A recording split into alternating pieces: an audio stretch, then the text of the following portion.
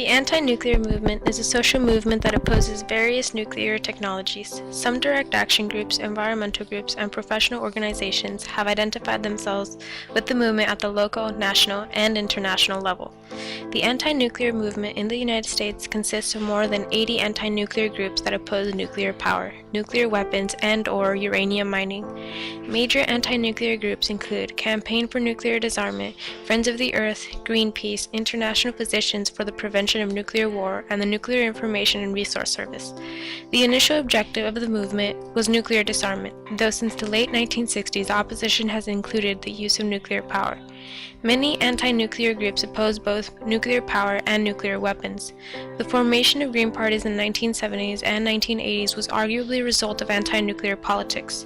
The application of nuclear technology as a source of energy and as an instrument of war has been controversial. These issues are discussed in nuclear weapons debates, nuclear power debates, and uranium mining debates.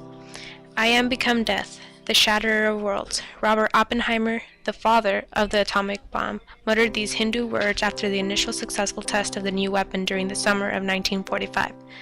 Although Oppenheimer's scientific expertise produced the bomb, he grew increasingly uneasy over its application and destructive power. Oppenheimer became the first of a long line of anti-nuclear activists and scientists to protest nuclear weapons and nuclear power.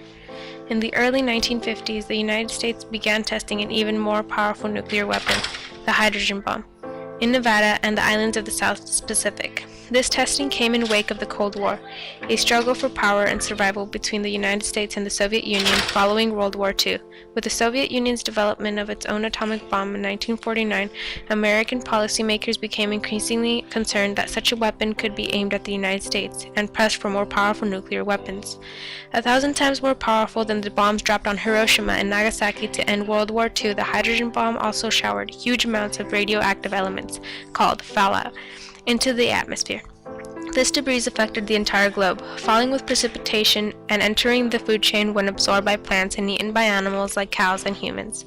As concern mounted, citizens formed groups to protest. In 1957, the Committee for a Sane Nuclear Policy began pressing for a halt to weapon testing, with the help of prominent Americans like publisher Norman Cousins and child care expert Dr. Benjamin Spock.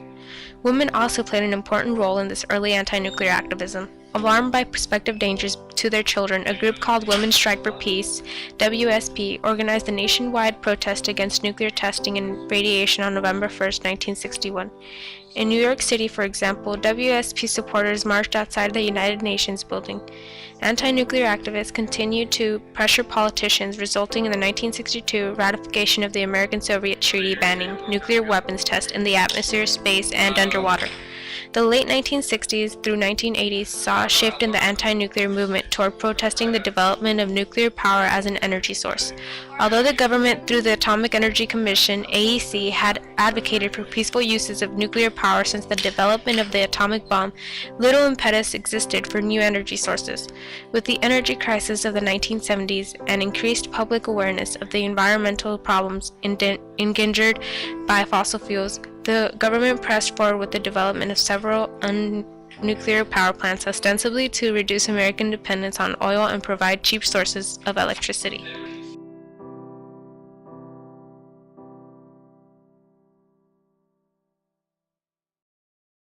Created using Powtoon.